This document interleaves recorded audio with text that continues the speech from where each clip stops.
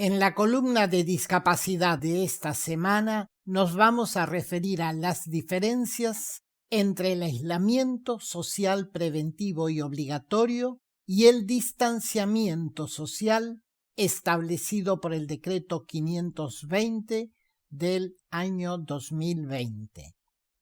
Esta distinción es muy importante para las personas con discapacidad, ya que nosotros fuimos incluidos expresamente entre los grupos de riesgo. Adelantamos desde ya que esa inclusión nos obliga a cumplir estrictamente el aislamiento dispuesto para el conglomerado urbano conformado por la ciudad de Buenos Aires y los 40 partidos de la provincia. Lo mismo ocurre con la ciudad de Córdoba y sus alrededores, así como con algunos partidos de Chaco, Río Negro y Chubut. En cambio, no tenemos ninguna restricción en el marco del distanciamiento social preventivo y obligatorio que rige en el resto del país. Consecuentemente, es obligatorio para las autoridades considerar la situación de discapacidad al momento de elaborar los respectivos protocolos que se autoricen para cada actividad. Es por ello que la columna de esta semana debería llamarse aislamiento, distanciamiento y discapacidad. Veamos, en primer lugar, ¿qué pasa en las zonas sometidas al aislamiento social preventivo y obligatorio? En general, la medida fue prorrogada hasta el 28 de junio por el decreto 520 de este año. El jefe de gabinete de ministros de la Nación está autorizado a dar vía libre a determinadas actividades sometidas a estrictos protocolos de prevención e higiene, con lo que la normativa cambia semana a semana y aún día a día. En particular, en lo referido a las personas con discapacidad, se nos incluyó entre los grupos de riesgo a quienes poseemos el certificado único de discapacidad conforme la resolución 627 del 20 de marzo de este año. Estamos alcanzados por las restricciones previstas para el conjunto de la población y podemos acogernos a las excepciones previstas en la legislación vigente. En lo tocante a la concurrencia al trabajo, las personas con discapacidad hemos sido incluidas en la suspensión del deber de asistencia, conforme lo dispuesto por la resolución 207 de este año del Ministerio de Trabajo, y que fuera incorporada al artículo 7º del decreto 408 del 11 de abril. Estamos obligados, sí, a desarrollar las tareas que se realizaban en la sede laboral y otras análogas que puedan desarrollarse desde el lugar de aislamiento. Veamos, en segundo lugar, qué pasa con las zonas sometidas al distanciamiento social preventivo y obligatorio.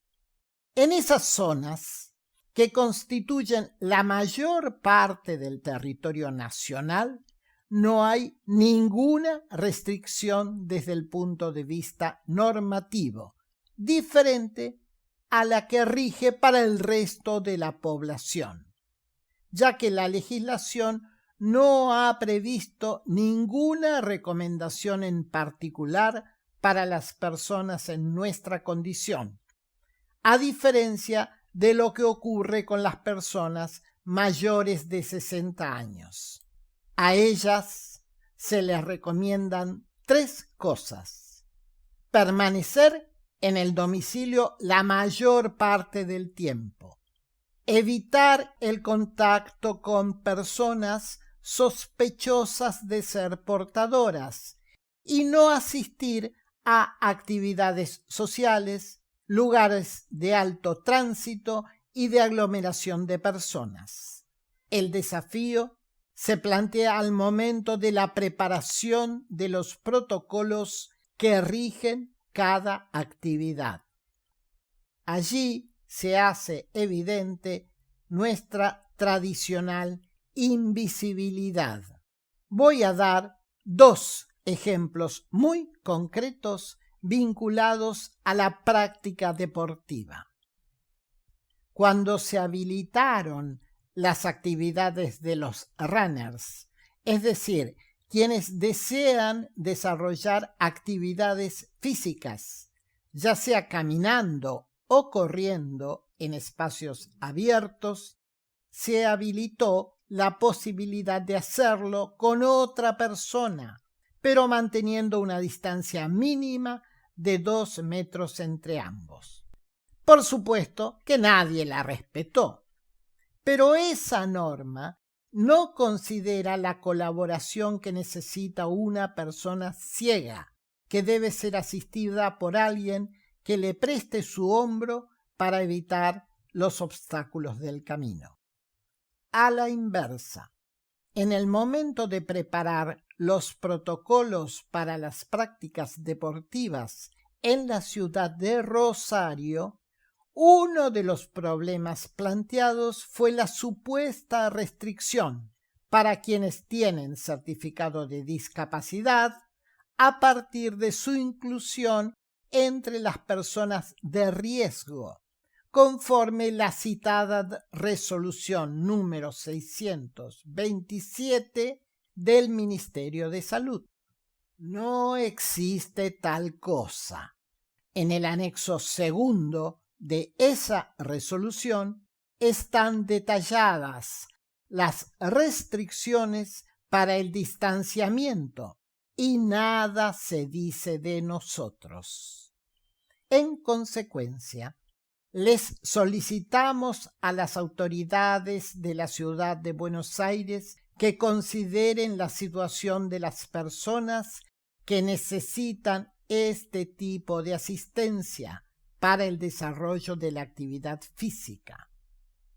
Les indicamos, además, a quienes se encuentran elaborando los protocolos para las diferentes actividades que se van a ir incorporando a la vida cotidiana en todo el país, que no hay restricciones de naturaleza normativa para la plena participación de las personas con discapacidad en todas ellas.